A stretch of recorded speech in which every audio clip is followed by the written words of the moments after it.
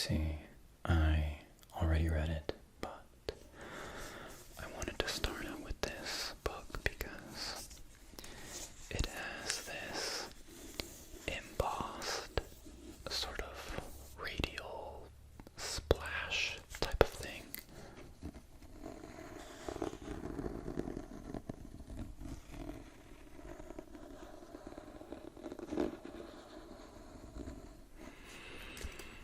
These little dots, are all embossed. They're all embossed, and they make this really interesting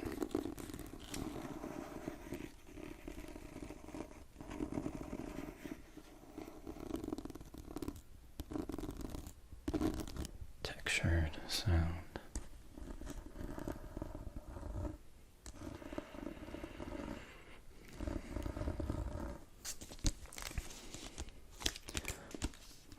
Plus, none of the other books I'm reading in the next couple of months have hardcovers, so I thought I'd get in some hardcover tapping.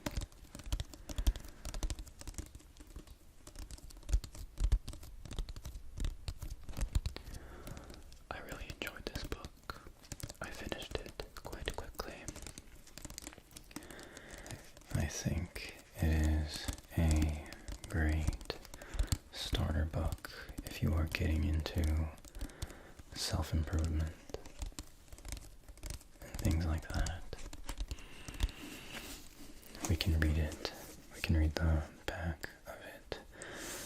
2 simple words will change how you think about your entire life. If you're struggling to achieve your goals or feel a little happier, the problem isn't you. The problem is the power you give to other people. In this book, you'll learn how 2 words, let them, can set you free. Free from opinions, trauma, and judgment of others. Free from the exhausting cycle of trying to manage everything and everyone around you. There is a better way to live. The let them theory is a proven method that teaches you how to protect your time and energy and focus on what matters to you. You've spent too long chasing approval, managing other people's happiness, and letting their opinions hold you back. Learn how to stop giving your power away and start creating a life where you come first. Your dreams, your goals, your happiness. Let them is a simple tool that millions of people around the world can't stop talking about because it works. The fastest way to take control of your life is to stop trying to control other people and focus on what you can control, yourself. By letting other people live their lives, you finally get to live yours. As you can see, I took some notes. But yeah, I think it's pretty good for people who are getting into self-improvement. It's very honest, fairly simple, straightforward, and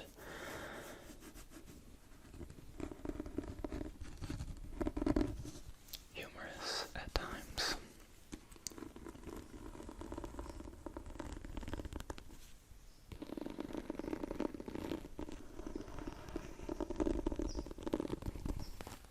Okay, we've spent quite a bit of time on this, so let's move on.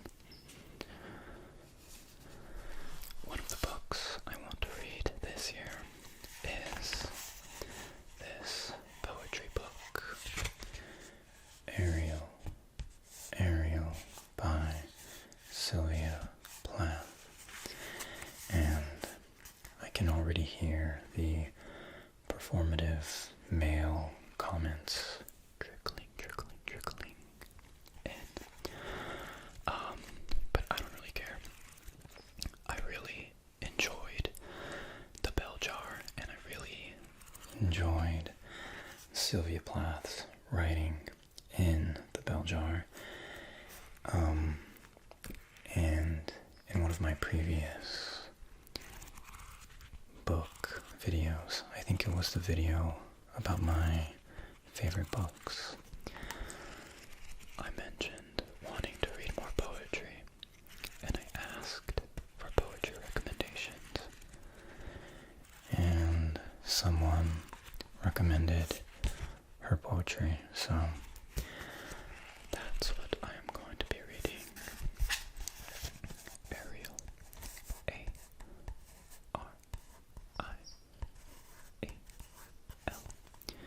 Is it Ariel or Ariel? I have no idea, but I really like this cover. It's very sleek and minimalistic.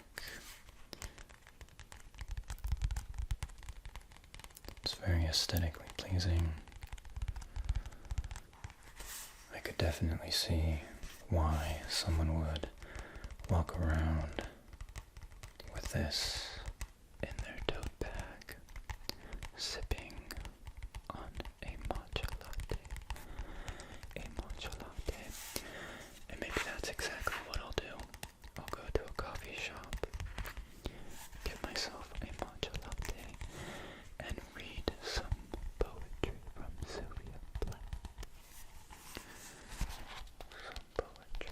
Some poetry from Sylvia Plath. I'm pretty excited.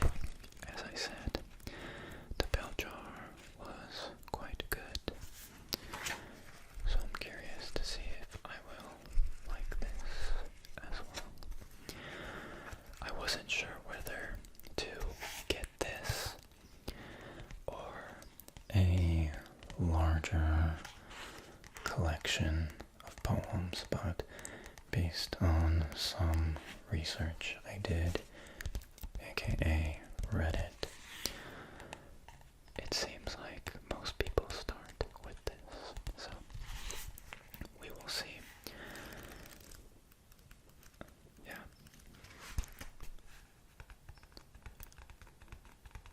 We will see. Okay. Next is another self-help, self-improvement book.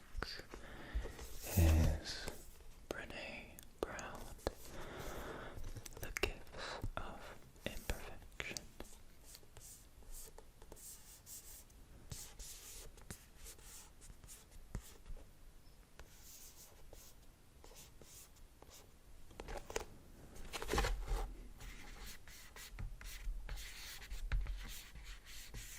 Imperfect. Okay, why was that so difficult to do? Sorry. But yes, Brené Brown. To be completely honest, I can't remember when I ordered this. Actually, I think I put it on my Christmas list. However, I don't know where I heard about it, but let's read the back. For a decade, Brené Brown has found a special place in our hearts. As a gifted map maker and fellow traveler, she is both a social scientist and a kitchen table friend whom you can always count on to tell the truth, make you laugh, and on occasion cry with you. But what's now become a movement all started with the Gifts of Imperfection, which has sold more than 3 million. Okay, I don't care. What transforms this book from words on a page to effective daily practices are the 10 guideposts to wholehearted living. The guideposts not only help us understand the practices that will allow us to change our lives and families. They also walk us through the unattainable and sabotaging expectations that get in the way.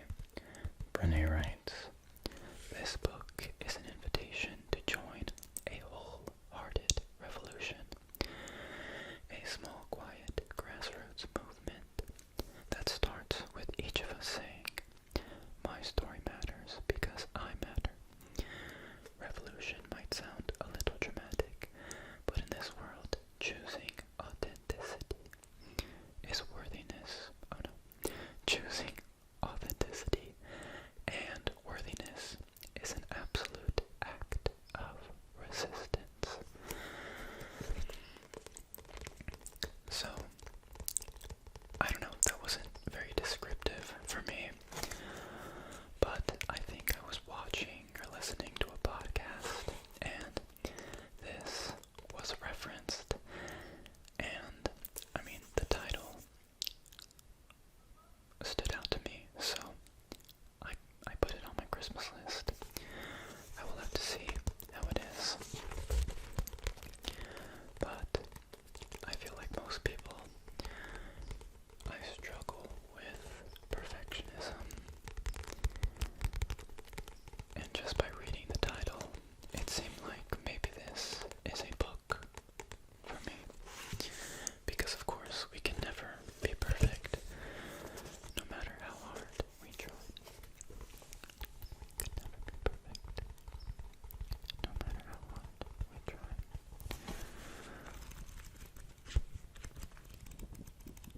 Yeah, I really have no idea if I'm going to like this, but we will see. We will see.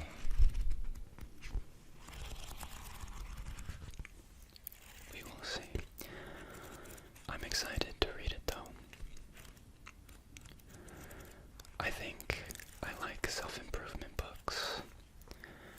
Not so much because of the strategies or whatever, but I like reading the anecdotes. I like reading how the strategy is applied, because it's easy to say, just stop caring or stop worrying about what other people think. But it's a completely different thing to read about how that advice has changed someone's life. Okay, my neighbor's dog started barking, and I lost my train of thought, but this is The Gifts of Imperfection. I'm excited to read it. But let's move on. My next book is a big one. It is East of Eden by John Steinbeck.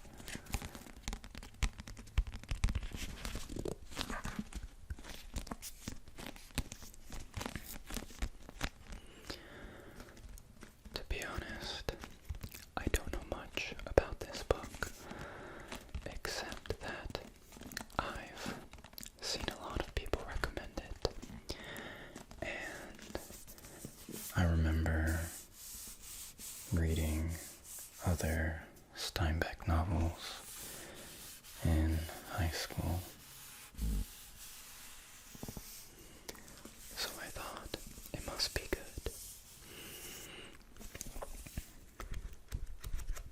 I really like when books have this unfinished kind of, it's kind of a cool visual trigger, this unfinished trim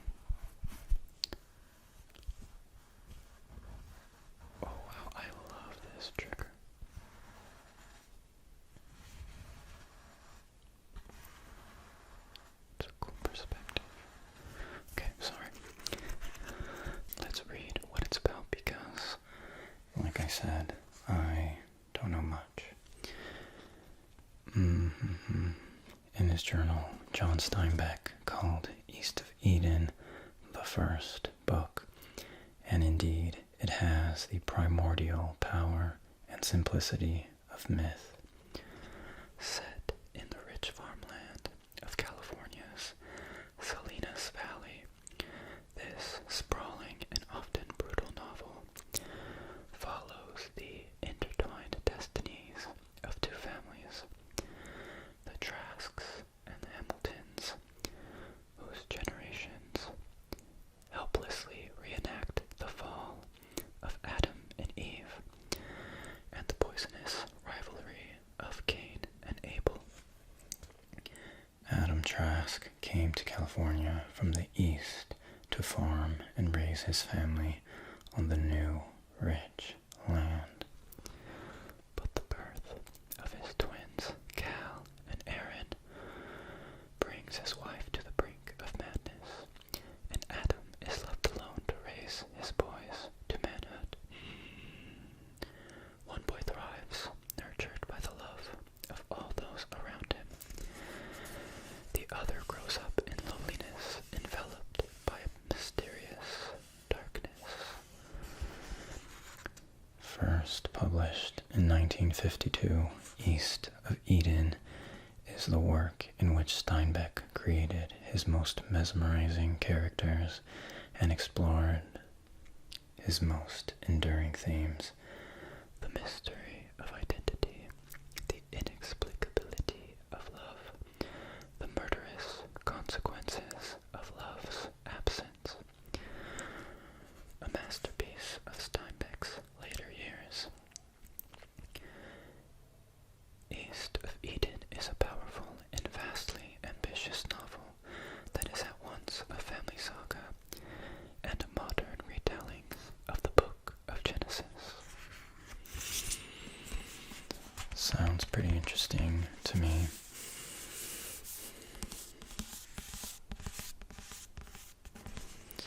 I have very rarely read novels of this size. The only one I can think of is A Little Life, which I read last year or the year before.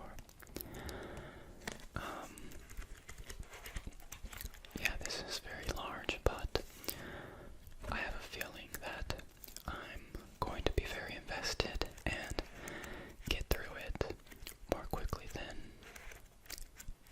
I'm imagining, so I'm excited.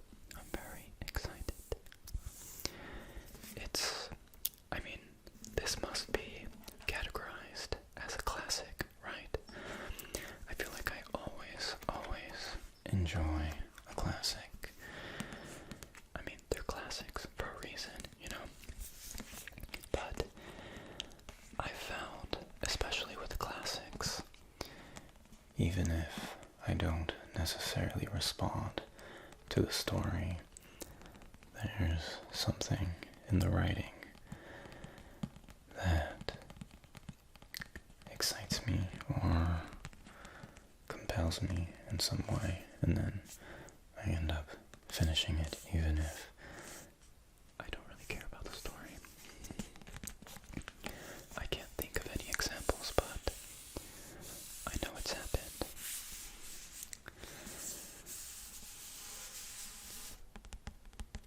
Actually, I can think of an example.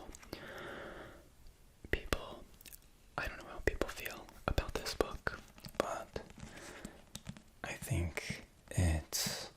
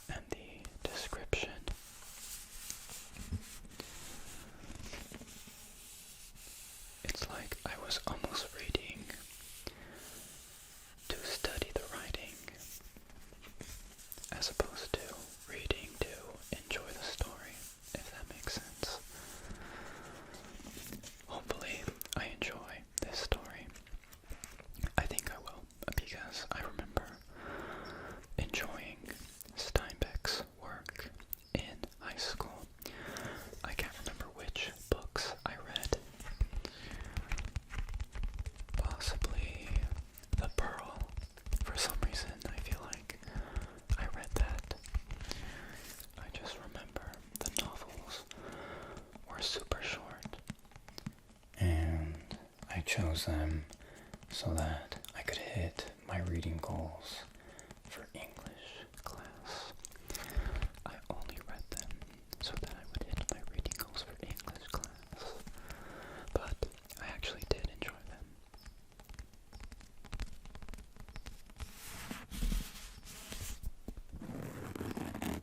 Whoa. I'm just scraping the pages.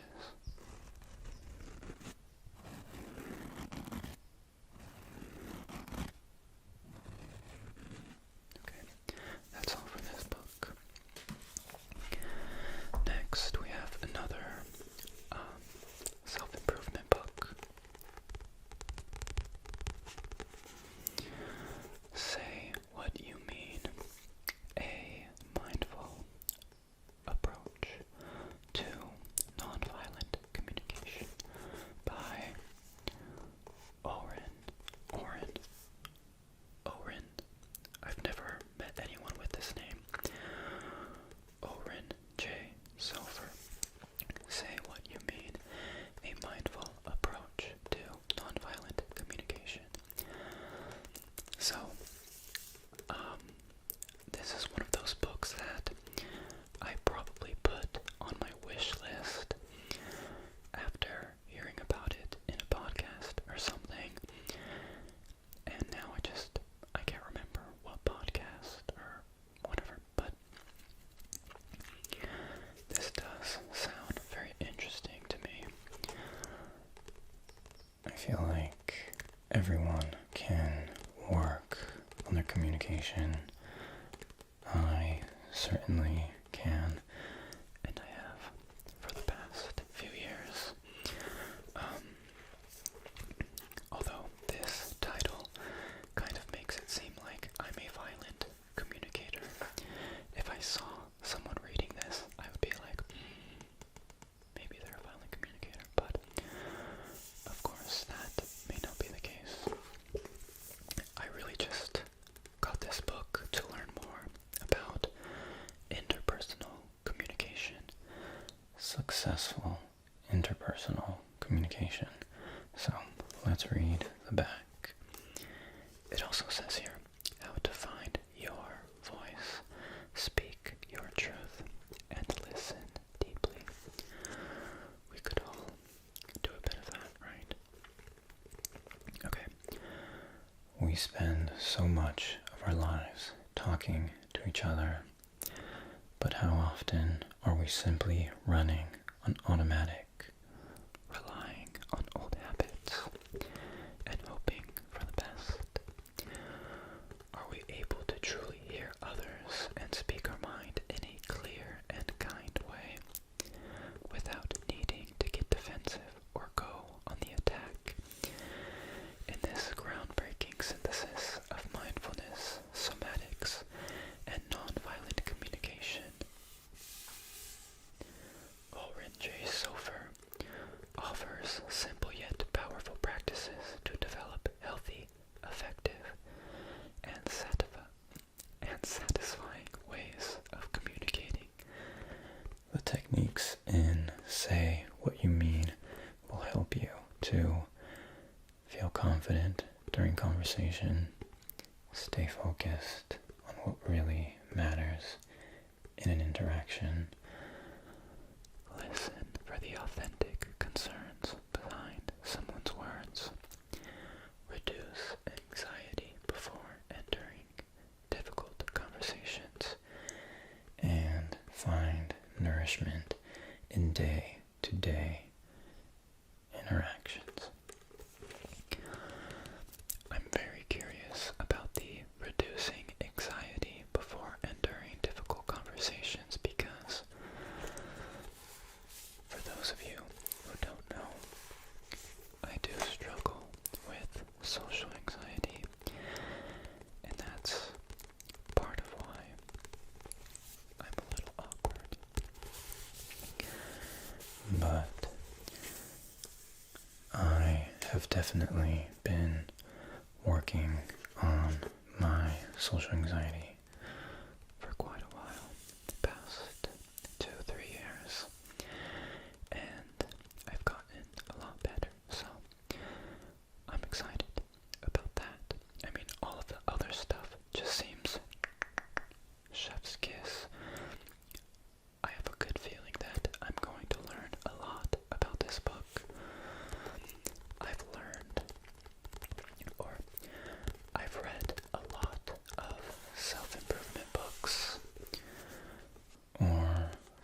psychology, philosophy books that pertain to intrapersonal relationships, your relationship with yourself, but not so much about interpersonal relationships, at least not with so great of a focus as this seems to have. So I'm excited for that. Okay, say what you mean.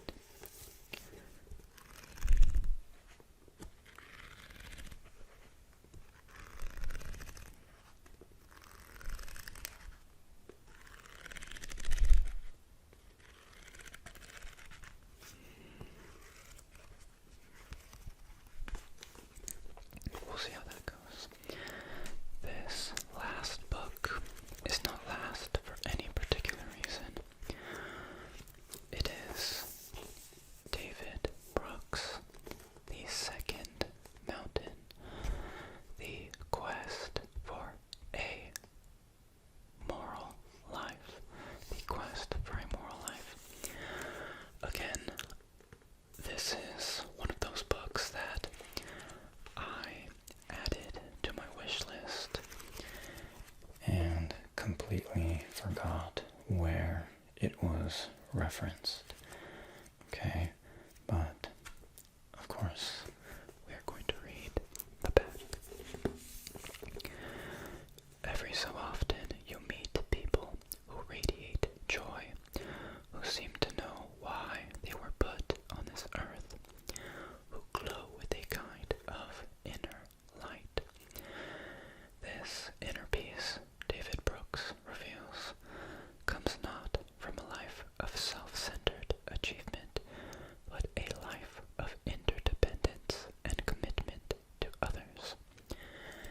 In The Second Mountain, David Brooks explores the four main commitments that define a virtuous and meaningful life: to a spouse and family, to a vocation, to a philosophy or faith, and to a community. Our personal fulfillment ultimately depends on how well we choose and execute these commitments. We can take individualism to the extreme, Brooks argues, and in the process we have torn on the social fabric in 1,000 different ways. In The Second Mountain, Brooks gives us the tools to repair our fractured society, and shows us what can happen when we put commitment making at the center of our lives. So yes, another self-improvement book. I'm very curious about this. Very curious. Based on the description,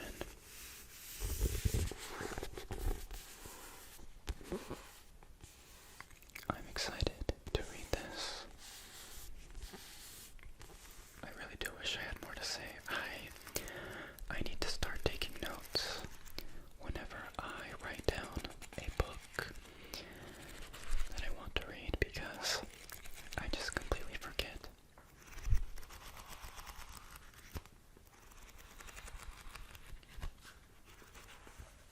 Let's do this trigger again.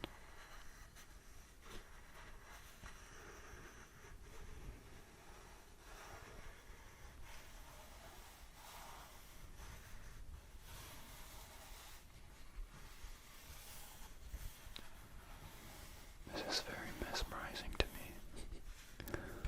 Hopefully it's interesting to you, but yeah, I'm very curious.